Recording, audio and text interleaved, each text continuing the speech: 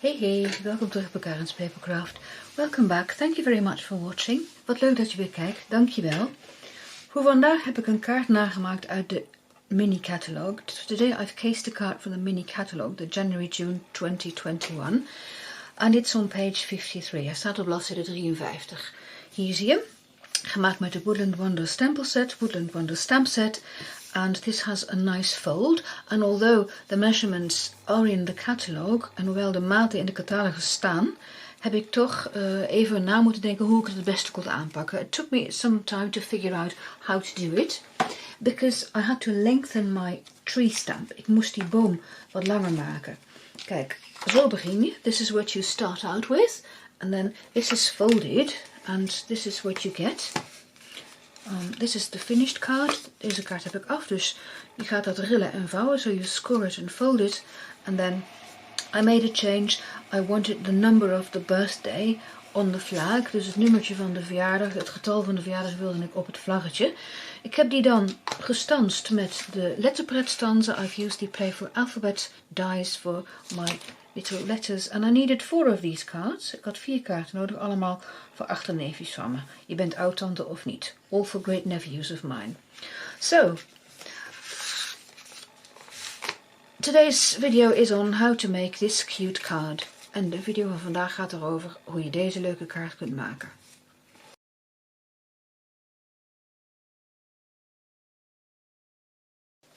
Dan zullen we beginnen met het stempelen. We shall start with the stamping. And I did try to stamp it just like that, without my stamper out, as my tree just went crooked. Ik heb geprobeerd om zo te stempelen, maar mijn boom die kwam helemaal scheef te staan, dus dat wil ik niet. Ik weet inmiddels dat ik hem ietsje lager moet stempelen dan zo. I know now that I have to stamp a bit lower than this, because the fold ended up on the little creature's face. De vouw kwam op het snuitje terecht, dat wil ik niet. Dit is gewoon mijn proefje, this is my try-out. And what I've done is this. I've cut a piece of grid paper. Ik heb een stuk rasterpapier geknipt in dezelfde maat.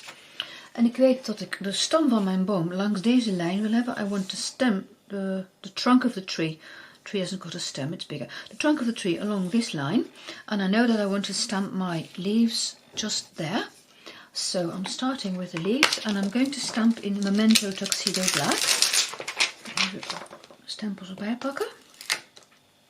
Kijk, hier zie je de lijn van de boom. There you see the tree trunk. So I'm making sure that my first stamp is also aligned with the tree trunk. So my leaves go there. And the tree trunk goes on top of the line that I've drawn.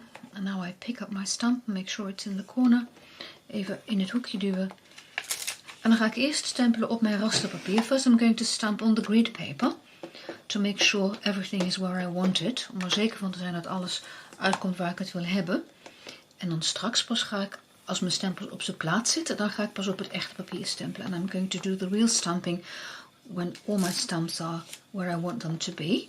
There you see, it's aligned, the tree trunk is aligned with that one. Now I know you can flip your plate and put another stamp on, but I have more than one plate. Ik weet dat je je plaat kunt omkeren en dan verder stempelen. Ik heb meer dan 1 plaat, dus ik ga gewoon mijn stempels op meer platen zetten. En die zet ik dan zo naast me neer. I just put them next to where I'm working. It's a plate rack, gewoon een bordenrekje. Kijk, en dan zet ik dan zo die platen in. And I put my plates in there. I find that more convenient. Now, I'm taking my grid paper like this. And I'm going to make sure that there the stamps meet. Ik zorg ervoor dat dus de stempels daar mooi op elkaar aansluiten. Ik zorg er ook voor dat dus de boom zelf op die lijn blijft liggen. En dat the tree trunk stays on my line. Now, without moving it, I'm putting it over here. And my stamp is still aligned. Mijn stempel zit nog steeds goed. Neem hem op. En dan stempel ik eerst even. And it will just fit. Het past er precies op. Zo. Een proefstempeltje. Just a try-out. See if it's where I want it to be. Good enough. Okay. Now, I'm putting this one over here. Die zet ik ook weer even weg. Nou, mijn derde plaat. En nu ga ik mijn boomstam langer maken. I'm going to lengthen the tree trunk. So I'm going to stamp the top part only. Ik ga alleen het bovenste deel eerst even stempelen. Dus ik leg mijn stempel er zo weer in. Zorg ervoor dat hij aansluit. En sorry als mijn hoofd in beeld is. My head may be in view now. See if it's aligned. Pick up the stamp. And ink my stamp. Het stempeltje inkten. Kijken of die mooi aansluit. I'm checking if it... Well, beautiful alignment. Okay. Now, of course, this was just a try-out. Dit was maar een probeerseltje. Bij de volgende keren stempelen ga ik mijn stempel een masker erop zetten. When I'm stamping the next few times, I will put a mask on my stamp. And I'll show you how. I just have a bit of grid paper, some scissors. Just cutting a couple of them. Ik knip er vast een paar. Zo. Kijk, en als ik dan mijn stempel ga inkten, dan leg ik er even dat papiertje op. I just put a piece of paper on top when I'm inking my stamp. And then I can hold it without getting ink all over my fingers. Like that. I can throw away this piece. Dat gooi ik dan weg. Kijk, en dan stempel ik er overheen. En dan heb ik alleen maar die boomstam gedaan. Zie je? I just did the tree trunk only. Now, I have my stamps where I want them to be. So, I'll start the real stamping now. Ik ga dus nu met het echte stempelen beginnen. En dat doe ik dan op basic white. I have here a piece of basic white. So, putting in my tree trunk. Well, the top of the tree first. En zo ga ik dus die kaart stempelen. Ik heb er 4 nodig. I'm going to need 4. So I'll produce those 4. And I'll come back when I've done that. En ik kom dan terug wanneer ik dat helemaal gedaan heb.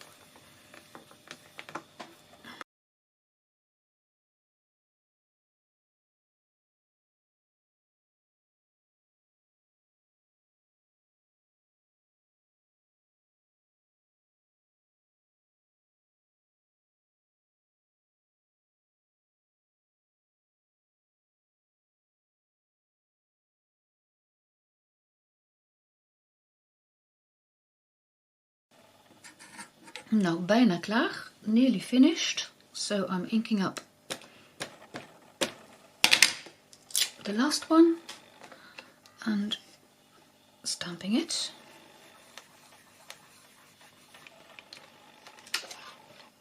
Kijk, nu heb ik gewoon de boom een stuk langer gemaakt. Now I've lengthened my tree and I'm going to stamp the last bit. Shall I use my stamparatus again?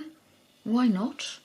Ik ga weer stempelen met de stamparatus. Nee, dat doe ik niet, want ze zijn misschien allemaal van anders van lengte. No, I'm not going to use my stamparatus anymore, because they may all be just slightly different in length. Because when I put down my piece of paper, that may be a slight difference. Waar ik dat papiertje heb geplakt, dat kan natuurlijk een klein beetje anders zijn. Dus ik zet mijn stamparatus opzij. I'm just putting my stamparatus over here. And I'm going to stamp the last bit by hand. En ik ga die laatste stukjes gewoon met de hand stempelen. Zo. Hopen dat het goed lukt. I hope it will work out fine. Let me just put my stamp like this, so I'm making sure that I can see that there's plenty of ink everywhere. Yep. And now I am keeping it more or less straight and from the top and stamp. Oh, this is perfect, you see? Dat ziet er gewoon geweldig uit. Mooi. En ik ga alle andere onderdeeltjes ook met de hand stempelen. So all the other, where's my card here? So all the other bits I'm going to stamp by hand as well. Not using my stamparatus. Al die andere dingen ga ik dus ook met de hand stempelen. Niet met de stamparatus. I've put all my little stamps on separate blocks. Ik heb alle stempeltjes op aparte blokjes gezet. En ik ga nu stempelen. En ik stempel de wolkjes in Pacific Point. The clouds are in Pacific Point.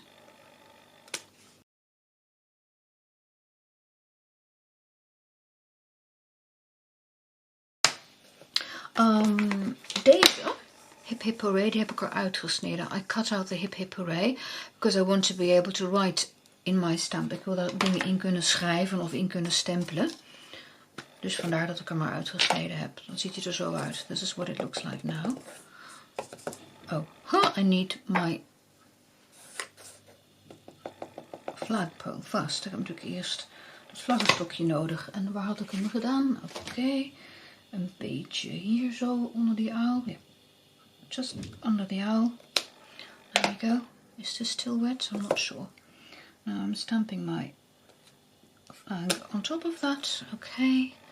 Then the bunny. Konijntje. En omdat het fotopolymer is, kun je dus precies zien waar je stempelt. Because these stamps are photopolymer, you can see exactly where you're stamping. It's just that I found the tree more convenient to use my stamparatus. Voor de boom vond ik het handiger om de stamparatus te gebruiken. Nou, dat vogeltje dat zingt, the bird sings, so some musical notes. And the butterfly, vlindertje. Zo. Heb ik nog iets om te stempelen? Nee. Dus ik doe hier nog een vlindertje. Zo. Another butterfly there. Do I want any more clouds? No. This is okay. So, I'll do this on all 4 of my cards. Dat ga ik dan doen bij alle 4 de kaarten. En nu ben ik dan klaar om ze in te kleuren. Now I'm ready to do some coloring. Zo. De stempels zitten weer terug in de doos. Stamps are back in the box. And I finished coloring my cards. Ik ben klaar met het kleuren. Ik ga er met eentje dan verder. I'm going to show you how you continue with one of them. I've used loads of stamping blends. Of course you can color in any medium you like.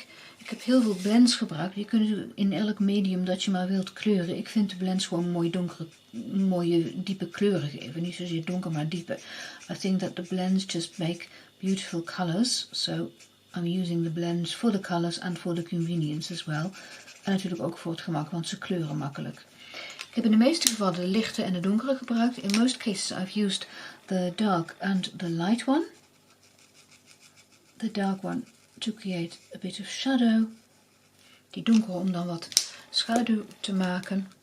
En die kun je dan zo weer vervagen en you can blend them. Hence the name Stamping Blends.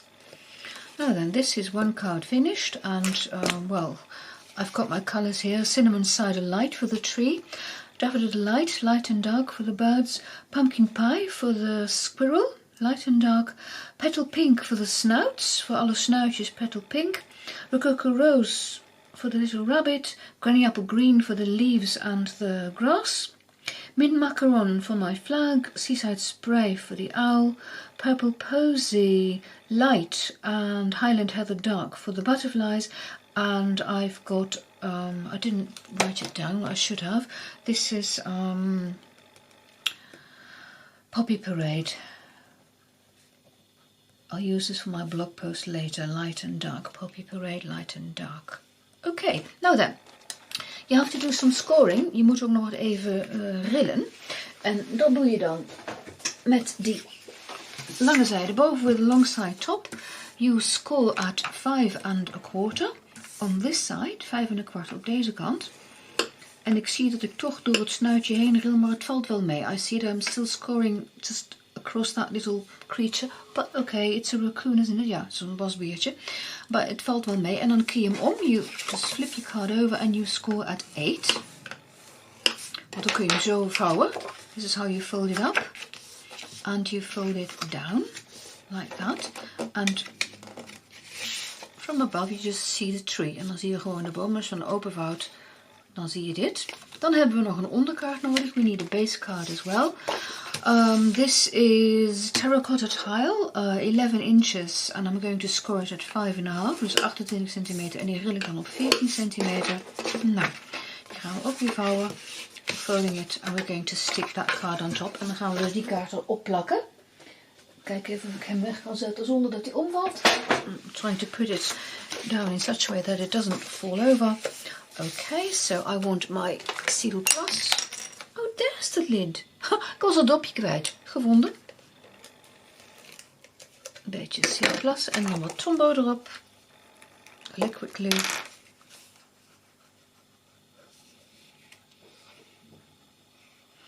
Ik stop die Seal Plus in het midden. Als we dan plakken, dan beweegt hij niet meer, dan schuift hij niet meer weg. I put Seal Plus in the middle, so when I'm sticking it down, it doesn't move anymore. So from the top, and I'm trying to see where the edges are all straight. And then I push down in the middle, dan doe ik in het midden aan, en dan zit hij meteen vast. You see, when I push down in the middle, it'll stick immediately. And here you have the card finished. Isn't it cute? I just cased it, of course. Ik heb hem natuurlijk nagemaakt. Hier heb je hem. Maar nu weet je hoe je dat zou kunnen doen. But now you can see how you could do this well. Thank you very much for watching. Dankjewel voor het kijken en tot de volgende keer. Bye bye.